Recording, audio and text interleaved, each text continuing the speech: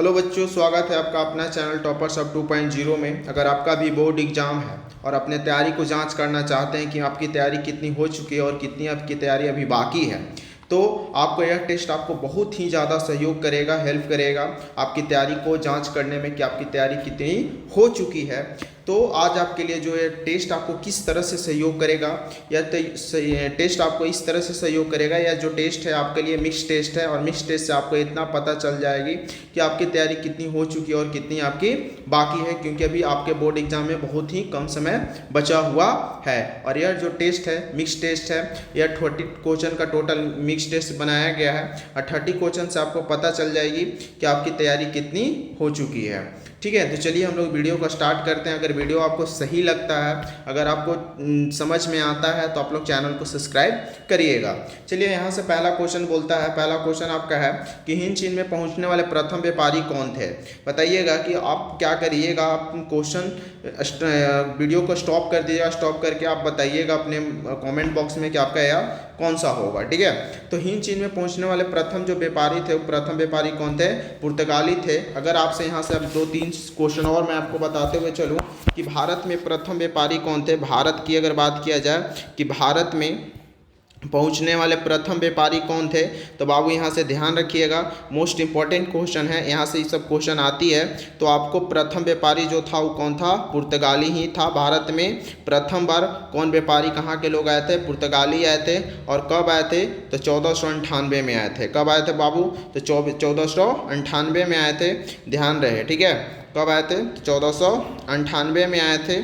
और प्रथम व्यापारी जो आया था पुर्तगाली, वह कौन था? अगर पूछते आपसे कि भारत में पुर्तगाली व्यापारी जो आया था, उसका प्रथम पुर्तगाली व्यापारी आया था, उसका क्या नाम था? तो उसका नाम क्या था? वास्को डिगामा नाम था। क्या नाम था? वास्को डिगामा, है ना। तो वास्को डिगामा आया था प्रथम बार। ठीक है, कब आया था? तो 1498 में आया था। अगर पूछते कि भारत में वास्को डिगामा कितनी बार आया हुआ था, तो टोटल 3 बार आया हुआ था। कब कब आया था? तो 1498 में आया, 1502 में आया है, और आपको 1524 में वो आया था। ठीक है, और भारत में आने के बाद उसकी भारत में ही मृत्यु हो गई थी। चलिए यहाँ से आपका ये सब इंपॉर्टेंट पॉइंट है, आप लोग लिखते हुए चलिएगा और बताइएगा आप कमेंट बॉक्स में कि आपकी टोटल कितना क्वेश्चन आपको सही हुई है।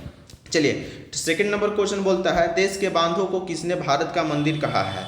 देश के बांधों को किसने भारत का मंदिर कहा है? तो ध्यान रहे बउआ कि आपको ये ऑप्शन नंबर सी सही हो जाएगा, यानी कि 3 सही हो जाएगा। पंडित जवाहरलाल नेहरू। पंडित जवाहरलाल नेहरू की अगर बात किया जाए, तो पंडित जवाहरलाल नेहरू का बात किया जाए तो आपको योजना आयोग का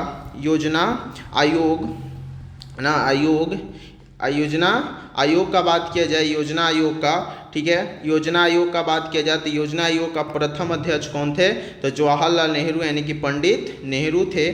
ठीक है, पंडित नेहरू ही थे। ठीक है, पंडित नेहरू थे बुआ, नेहरू, है ना, नेहरू थे। और अगर बात किया जाए योजना आयोग की गठन कब हुई थी, तो बुआ 1950 में हुई थी। और 1950 में इसका हुई थी 15 मार्च 1950। अगर डेट के साथ पूछे तो 15 मार्च 1950। मैं आपको क्लियर लिख देता हूँ, आप लोग ये सब क्या करिएगा, नोट करते हुए चलिएगा। मैं आपको लिख देता हूँ यहाँ पे क्लियर, ठीक है, कि योजना आयोग, है ना, क्या था? योजना आयोग। ठीक है, योजना आयोग का गठन कब हुआ है बुआ? तो 15 मार्च, ठीक है, 15 मार्च 1950 को। और इसका प्रथम अध्यक्ष कौन थे? तो पंडित जवाहरलाल नेहरू थे। पंडित जवाहरलाल नेहरू थे। ठीक है, आप लोग ये सब लिखते हुए चलिएगा। योजना आयोग का अध्यक्ष कौन होता है बुआ? तो प्राइम मिनिस्टर, यानी कि पीएम होता है ना, प्राइम मिनिस्टर होता है। और इसी योजना आयोग को प्रधानमंत्री नरेंद्र मोदी ने नाम बदलकर नीति आयोग बना दिया है। क्या बना दिया है? नीति आयोग। अब पूछ दे कि नीति आयोग का गठन कब हुआ है, तो आपसे कि नरेंद्र मोदी नीति आयोग का गठन कब किए थे? तो 1914 ईस्वी में। ठीक है, तो यहाँ से आप लोग इतना क्वेश्चन को ध्यान रखिएगा कि योजना आयोग का गठन कब हुआ है, तो 15 मार्च 1950 को। योजना आयोग का अध्यक्ष कौन होता है? तो प्रधानमंत्री होते हैं। और आपसे पूछ दे कि योजना आयोग के प्रथम अध्यक्ष कौन थे, तो पंडित जवाहरलाल नेहरू थे। ठीक है, और पूछते कि नीति आयोग का गठन कब हुआ है, तो 1914 में हुआ है। और कौन किया है, तो नरेंद्र मोदी ने किए हैं। ठीक है, तो ये सब जो क्वेश्चन है आप लोग लिखते हुए चलिएगा और बताइएगा कि आपको कितनी सही क्वेश्चन हो रही है। ठीक है, चलिए तीसरा नंबर क्वेश्चन बोलता है निम्न में से कौन सा लेंस का आवर्धन एम होता है। मतलब कहने का मतलब क्या है कि एम बराबर क्या होती है, एम बराबर क्या होती है। तो यहाँ से ऑप्शन नंबर आपको डी नंबर सही हो जाएगा, ऑप्शन डी होगा। यानी कि एम बराबर जो होती है बुआ भी बटे यू, भी जो होता है प्रतिबिंब का मान होता है ना, प्रतिबिंब का मान होता है। और यह जो होता है वस्तु की ऊंचाई के बारे में बताते हैं, प्रतिबिंब का ऊंचाई बताता है और वस्तु की ऊंचाई बताता है। अब अगर कभी आपसे पूछ दे कि आवर्धन किसे कहते हैं, तो प्रतिबिंब की ऊंचाई और आवर्धन की ऊंचाई को ही हम लोग क्या बोलते हैं, प्रतिबिंब की ऊंचाई और आपको वस्तु की ऊंचाई को ही हम क्या बोलते हैं, आवर्धन बोलते हैं। ठीक है, तो इसका ऑप्शन नंबर डी क्या हो जाएगा, सही हो जाएगा। चलिए चौथा नंबर क्वेश्चन क्या बोलता है, प्राणियों के शरीर में कितनी प्रतिशत जल की मात्रा निहित होती है। यानी कि जो मानव है, ठीक है, जितना भी मानव है, मानव बोलिए या फिर कोई भी अगर जीवित है, ठीक है, या जानवर है, तो उसके शरीर में कितना % क्या होती है, वाटर होती है, यानी कि पानी की मात्रा होता है। तो ध्यान रहे बाबू कि जब भी अगर पूछते आपसे कि मनुष्य के शरीर में, यानी कि कोई भी अगर सजीव है उसके शरीर में, ठीक है, अगर कोई जानवर है कोई भी, तो उसके शरीर में कितना % मतलब क्या होती है, पानी होती है। तो ध्यान रहे इसका ऑप्शन नंबर ए सही हो जाएगा। कितना % होता है, तो 65%। ये सब जो क्वेश्चन है बुआ मोस्ट VVI क्वेश्चन है ना, मोस्ट VVI। ठीक है, मोस्ट VVI क्वेश्चन है। तो ये सब आप लोग नोट डाउन करते चलिएगा। आप लोग बताइएगा कि आप लोग की कितनी सही हो रही है, कितनी तैयारी आपकी हो चुकी है और अभी कितनी बाकी है बाबू, क्योंकि बोर्ड एग्जाम में अब ज़्यादा टाइम नहीं है। आपको यह टेस्ट जो बनाया गया है मिक्स टेस्ट, ये आपकी तैयारी को जांच करने के लिए ही बनाया गया है कि आपकी तैयारी कितनी हो चुकी है, आप लोग अपने आप से अंदाजा लगा सकते हैं। ठीक है, चलिए बोलता है पार्ट 5 नंबर क्वेश्चन, हमारा शरीर pH के कितने परास के बीच कार्य करती है। तो बताइएगा कितने परास के बीच काम करती है बुआ, तो 7.0 से लेकर 7.8। अगर आपसे यहाँ से एक क्वेश्चन VVI जो पूछता है हमेशा कि हमारा शरीर का, यानी कि जो ब्लड है, यानी कि जो रक्त है, रक्त का जो बुआ pH मान होता है वो कितना होता है बुआ, तो 7.4 होता है। कितना होता है बुआ, 7.4 होता है। अगर पूछ दे कभी भी कि रक्त का pH मान कितना होता है, तो 7.4 होता है। मोस्ट VVI क्वेश्चन है। ठीक है, कोई दिक्कत नहीं। चलिए 6 नंबर क्वेश्चन बोलता है प्रकाश के अपवर्तन के दूसरे नियम को क्या कहा जाता है ना। यानी कि प्रकाश का दूसरे जो नियम होता है उसको क्या कहा जाता है, तो प्रकाश के जो दूसरा नियम होता है, इसका ऑप्शन नंबर बी सही हो जाएगा। यानी कि स्नेल का नियम को ही हम लोग क्या कहते हैं, प्रकाश के अपवर्तन के दूसरे नियम को कहा जाता है। यहाँ से एक क्वेश्चन और उठता है कि अपवर्तन का टोटल कितना नियम होता है बुआ, तो अपवर्तन का टोटल 2 नियम होता है। अपवर्तन का कितना नियम होता है, 2 नियम होता है। अपवर्तन का कितना नियम होता है, 2 होता है। आप सही बोल रहे हैं, ठीक है ना, तो ध्यान से सुनिए। अपवर्तन के 2 नियम होता है और प्रकाश के अपवर्तन के दूसरा नियम हम किसको कहते हैं, स्नेल के नियम को कहते हैं। बात समझ में आ गया। चलिए किसी भी माध्यम के अपवर्तनांक म्यू का मान क्या होता है, देखिए थोड़ा म्यू उल्टा लिखा हुआ है। ठीक है, चलिए म्यू का मान क्या होता है बुआ, तो जो म्यू का अगर मान की बात किया जाए तो म्यू की जो मान होती है बुआ साइन, ठीक है, साइन R बटे, ठीक है, और साइन आपको आई होती है। क्या होती है, साइन R बटे साइन आई होती है। ठीक है, तो बात किया जाए तो ये आपका ऑप्शन नंबर ए क्या हो जाएगी, सही हो जाएगी, 7 का ए। ठीक है, गिर राष्ट्रीय उद्यान कहाँ है, तो गिर जो राष्ट्रीय उद्यान है 8वां नंबर बताइएगा। तो गिर राष्ट्रीय उद्यान आपका ऑप्शन नंबर डी से दिल्ली, ठीक है, और डी से दिलवाली, यानी कि ऑप्शन नंबर डी आपका सही हो जाएगा। ठीक है, अगर बात किया जाए कि सबसे ज़्यादा अगर शेर कहाँ पाया जाता है, सिंह कहाँ पाया जाता है, तो कहाँ पाया जाता है, ये जो गिर है इसी राष्ट्रीय उद्यान है वहीं पे पाया जाता है। ठीक है ना। चलिए 9 नंबर क्वेश्चन बोलता है भारत का राष्ट्रीय पक्षी कौन सा है, तो भारत का जो राष्ट्रीय पक्षी है बुआ आपको ऑप्शन नंबर सी सही हो जाएगा, मयूर। अगर देखिए मयूर जो होती है संस्कृत भाषा में मयूर होती है, इसको हम लोग हिंदी में क्या बोलते हैं, मोर बोलते हैं। ठीक है ना। अगर पूछ दे आपसे कि भारत का राष्ट्रीय जानवर कौन है ना, अगर जानवर का बात किया जाए तो हमारा राष्ट्रीय जानवर कौन है, तो हमारा राष्ट्रीय जानवर बुआ बाघ है। कौन है बुआ, तो बाघ है। ये सब आप लोग ध्यान देते हुए चलिएगा। हमारा राष्ट्रीय जानवर कौन है? तो बाघ है। और बाघ को राष्ट्रीय जानवर कब घोषित किया गया था? तो 1972 में किया गया था, ठीक है ना। तो ये सब ध्यान देते हुए चलिएगा। हमारा राष्ट्रीय पक्षी का बात करें तो राष्ट्रीय पक्षी हमारा मोर है। अगर राष्ट्रीय जानवर का बात किया जाए तो हमारा राष्ट्रीय जानवर बाघ है। और इसको कब राष्ट्रीय जानवर घोषित किया गया है? तो 1972 में घोषित किया गया है, ठीक है। चलिए मैथ का क्वेश्चन आ गया। मैं बोला था कि मिक्स क्वेश्चन है, तो मिक्स क्वेश्चन है तो सभी जितना भी आपका सब्जेक्ट है सबसे रिलेटेड क्वेश्चन इसमें डाला गया है। प्रयोगिता का न्यूनतम मान कितना होता है? तो ऑप्शन नंबर आपका ए सही हो जाएगा। प्रयोगिता का मान जो होता है कितना होता है? 0 होता है, ठीक है। चलिए 11 नंबर क्वेश्चन है, ऊर्जा का SI मात्रक क्या होता है बुआ? तो ऊर्जा का SI मात्रक आपको ऑप्शन नंबर बी सही हो जाएगा, B4 है ना। वाई यानी कि ऑप्शन नंबर बी, ठीक है, जूल आपका राइट आंसर हो जाएगा, ठीक है। चलिए 12 नंबर क्वेश्चन पे हम लोग चलते हैं। 12 नंबर आपका क्वेश्चन क्या कहता है कि विद्युत धारा का SI मात्रक क्या होता है?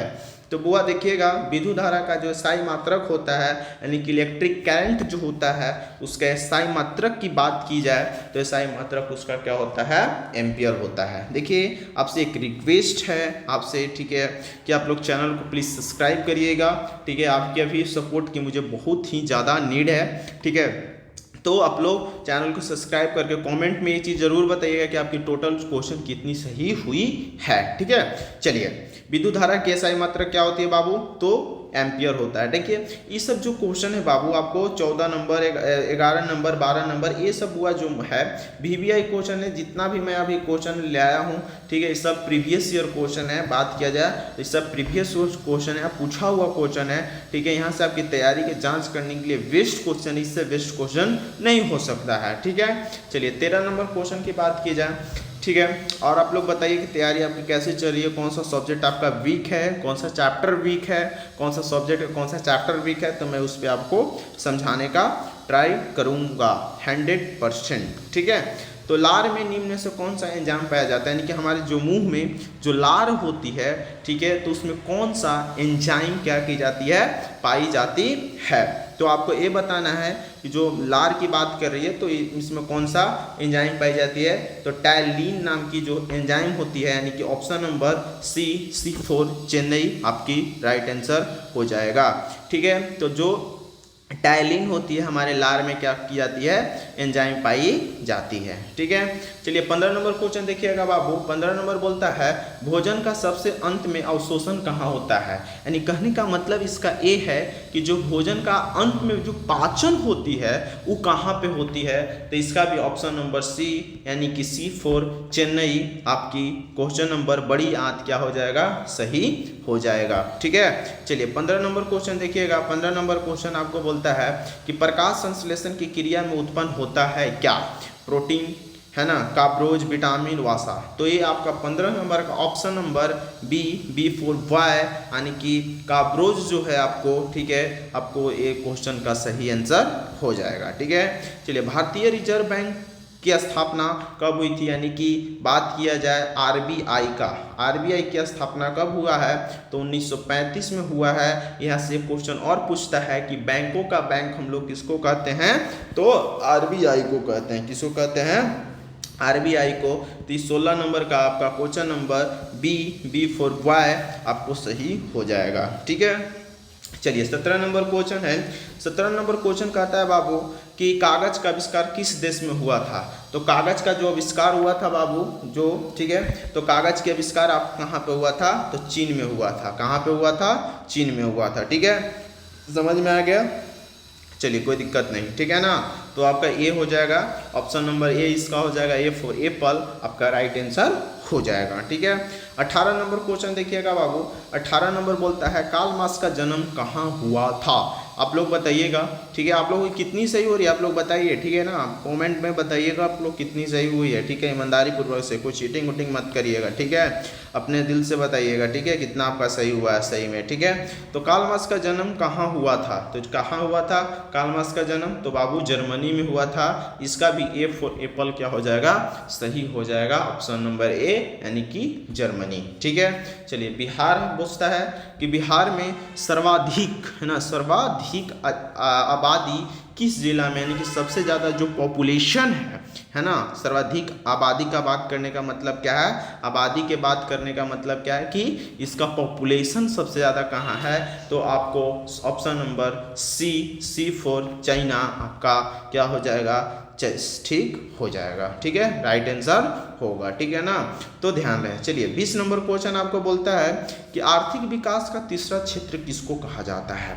ठीक है, तो 20 नंबर का आपका ऑप्शन नंबर कौन सा होगा, देखिए आर्थिक विकास का। ठीक है, तो आप क्षेत्र कितना तरह का होता है, प्रथम क्षेत्र, कितना क्षेत्र होता है, प्रथम क्षेत्र, द्वितीय क्षेत्र, है ना, द्वितीय और तृतीय, कौन सा होता है, तीसरा, यानी कि तृतीय। ठीक है, तो प्रथम क्षेत्र में क्या आता है, कृषि क्षेत्र को हम लोग क्या बोलते हैं, प्रथम क्षेत्र। द्वितीय क्षेत्र को क्या बोलते हैं, उद्योग का क्षेत्र को क्या बोलते हैं, तृतीय क्षेत्र बोलते हैं, द्वितीय क्षेत्र बोलते हैं, सॉरी। और तीसरा क्षेत्र को क्या बोलते हैं, सेवा के क्षेत्र को क्या बोला जाता है, तृतीय क्षेत्र बोला जाता है। ठीक है, तो इसमें वो आपको जो क्वेश्चन है हिस्ट्री से भी है, इकोनॉमिक्स से भी है, जियोग्राफी से भी है, मैथ से भी है, आपको फिजिक्स से भी है, बायोलॉजी से भी है।